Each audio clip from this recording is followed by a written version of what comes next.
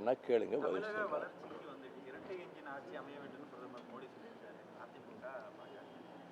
பிரதமருடைய நல்ல பேச்சாளர் அவர். Is a very great orator in Gujarati, Hindi. வேணுமுன்னே ஹிந்தியில் தான் பேசுவார். இங்கிலீஷ் நல்லா பேச தெரியும், பேச மாட்டார். ஆனால் இப்போ மதுராந்தகத்தில் வந்து அவருடைய பேச்சு அவருடைய தரத்துக்கும் அந்த பதவிக்கும் ஏற்றதல்ல. ரொம்ப தகுதி குறைந்த பேச்சு. ஒரு தேர்ட் ரேட் ஸ்பீக்கர் மாதிரி பேசிட்டு போயிட்டார். I feel very sorry for him. அவர் இந்த மாதிரி வார்த்தைகளை எல்லாம் பயன்படுத்துறது பிரதமருக்கு அழகில்லை. ரெட்டை இன்ஜின் இதெல்லாம் மாதிரி சொல்கிறது. இப்போ இவர் 3 இன்ஜின் வச்சு ஓட்டுறாரா டெல்லியில்? எடப்பாடி பழனிசாமி என்ன சொல்றாருன்னா, நாங்க தனி பெரும்பான்மை ஆட்சி அமைப்போங்கிறாரு. ஆனா மோடி நேத்து பேசும்போது என்டிஏ பிஜேபி கூட்டணியை தான் விரும்புறாங்க அப்படிங்கிறாரு.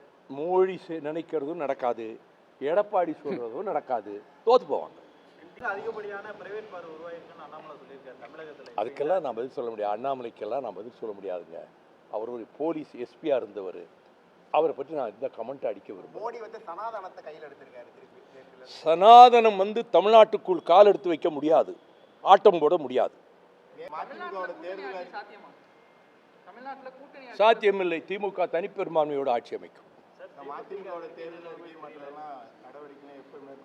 தேர்தல் அறிக்கைக்கு குழு போட்டாச்சு, அது வேலை ஆரம்பிச்சிட்டாங்க.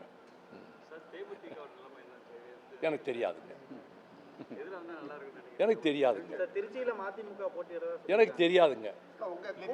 அதை பற்றி நீங்க இதெல்லாம் போட்டு என்கிட்ட வாங்க முடியாதுங்க. நான் எத்தனை வருஷமா நான் பொது வாழ்க்கையில் இருக்கிறேன். அவ்வளவு எளிதா என்கிட்ட வார்த்தைகளை வாங்க முடியாது. இப்ப இருக்கிறதே வலுவான கூட்டணி தான். அப்படி நான் ஒண்ணு சொல்லலையே. நீங்களா ஒரு வார்த்தையை யோட்டி என்கிட்ட போட்டு வாங்கலாம்னு நினைக்கிறீங்களா? அது நீங்க சொல்றது, நான் சொல்லல.